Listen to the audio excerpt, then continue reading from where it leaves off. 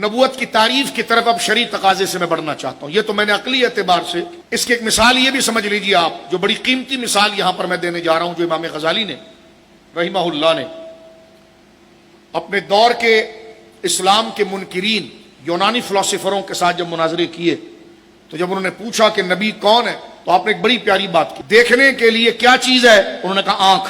اچھا, انہوں نے فرمایا آنکھیں دیکھتی ہیں؟ کہاں. کہ چراغ رات کو بجھا دو تو دیکھے گی. بھائی آپ کی آنکھ دیکھتی ہے نا, آپ رات کے وقت لائٹ کو بند کر دیں تو آنکھیں دیکھیں گی. تو آپ تو کہہ رہے تھے آنکھیں دیکھتی ہیں. اب دیکھیں کہاں سے امام غزالی مقدمہ چلاتے ہیں نبوت کو سمجھانے کے. آنکھیں دیکھتی ہیں, کیوں؟ وہ جب دیکھتی ہیں جب باہر سے اس سے کوئی روشنی چاہیے ہو. یعنی ہماری آنکھیں یہ دیکھ سکتی ہیں لیکن اس سے باہر سے ایک سپورٹ چاہیے.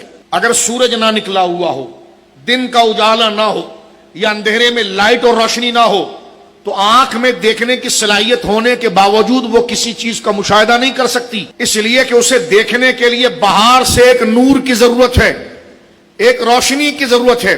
جس طرح حس میں ایک آنکھ کی مثال ہے, یہ کسی چیز تک اپروچ کے لیے, دیکھنے کے لیے اس میں روشنی ہے, لیکن یہ جب روشنی کارآمد بنتی ہے جب باہر سے ایک روشنی ہو. اسی طرح عقل بھی خدا کو پانے کی روشنی رکھتا ہے, اسے سائیڈ سے نبوت کی روشنی کی ضرورت پڑتی ہے. جب نبوت کی روشنی عقل کے اوپر پڑتی ہے تو خدا کے جلوے نظر آ جائے. جس طرح اس آنکھ پر باہر کی روشنی پڑے گی, اندھیرے میں آپ کیا دیکھیں گے, لیکن ہلکی سی روشنی سورج کی نکل آئی, چاند کی نکل آئی, تو اس روشنی نے آپ کی اس روشنی کو سہارا دیا, باقاعدہ آپ کا ویژن کلیئر ہوا اور آپ نے دیکھا. تو جس طرح اس آنکھ میں دیکھنے کی طاقت ہے لیکن اس کو باہر سے ایک اور روشنی کی سپورٹ چاہیے ہوتی ماحول کی, جب یہ کام کرتی ہے. لوگ کہتے کیا عقل سے خدا کو نہیں پایا جا سکتا؟ میں چھٹے نمبر پہ کہتا ہوں پایا جا سکتا ہے. میں نے کہا کہ آنکھ سے دیکھا نہیں جا سکتا؟ کہ لگے یہ دیکھا جا سکتا ہے. میں نے کہا رات کو دیکھ کر بتائیے, آپ اندھیرے میں دیکھ کر بتائیے. کہ لگے اندھیرے میں تو نہیں دیکھ سکتے. تو میں نے کہا آپ تو کہہ رہے تھے آنکھیں خود سے دیکھ سکتی ہیں.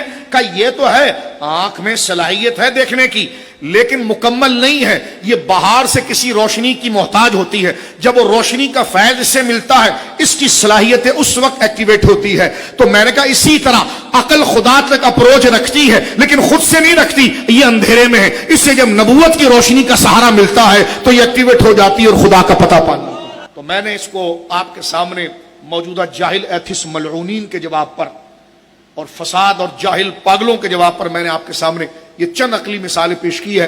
اس کو آپ ذہن میں رکھیں گے تو بے شمار بے وقوفوں کا جواب بڑی آسانی سے آپ دے سکیں گے.